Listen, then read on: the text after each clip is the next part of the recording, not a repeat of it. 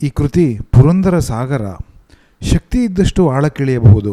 ಸಂಗೀತಗಾರರಿಗೆ ಇದು ಅಗೆದು ತೆಗೆದಷ್ಟು ಸಮೃದ್ಧವಾಗಿ ಇನ್ನೂ ಉಳಿಯುವಷ್ಟು ಹಾಡುಗಳ ಆಡುಂಬಲವಾಗಿದೆ.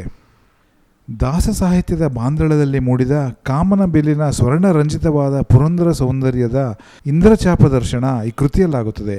ಪುರಂದರದಾಸರ ಸಾವಿರಾರು ಹಾಡು ಈ ಕೃತಿಯಲ್ಲಿ ಪುರಂದರವಾಣಿಯ ವಾಚೋವೀಚಿಗಳಲ್ಲಿ ಸಂಗೀತ ಮಾಧುರ್ಯ, ಆಧ್ಯಾತ್ಮ ವೈಖರಿಯ ವಿಚಾರಗಳು ಹೇಗೆ ಮುಡಗಟ್ಟು ನಿಂತಿದೆ ಎಂಬುದನ್ನು ದಾಸರ ಕೃತಿಗಳನ್ನು ಈ ಮೂಲಕ ಸಂಕಲನ ಮಾಡಿರುವ ಅರಳುಮಲ್ಲಿಗೆ ಪಾರ್ಥಸಾರಥಿಯವರು ಚಿತ್ರಿಸಿ ಬಿತ್ತಿಸಿದ್ದಾರೆ.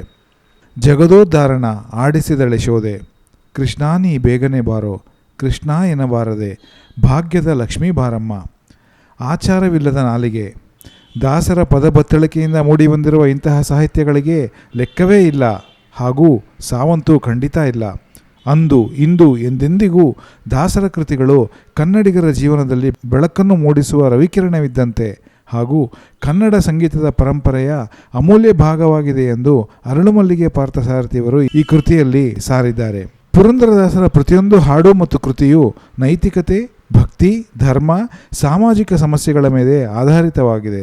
ಅವರ ಹಾಡುಗಳು ಜೀವನದ ಹಲವು ಮುಖಗಳನ್ನು ಬಲ್ಲ ಜನರ ಹೃದಯದಲ್ಲಿ ಶಾಶ್ವತವಾಗಿ ನೆಲೆಸಿದೆ. ಪುರಂದರದಾಸರ ಹಾಡುಗಳು ಜನರಲ್ಲಿ ಧರ್ಮ ಪ್ರೇಮವನ್ನು ಹುಟ್ಟಿಸುವುದು ಹಾಗೂ ಜೀವನವನ್ನು ಶ್ರೇಷ್ಠವಾಗಿರಿಸುವುದು.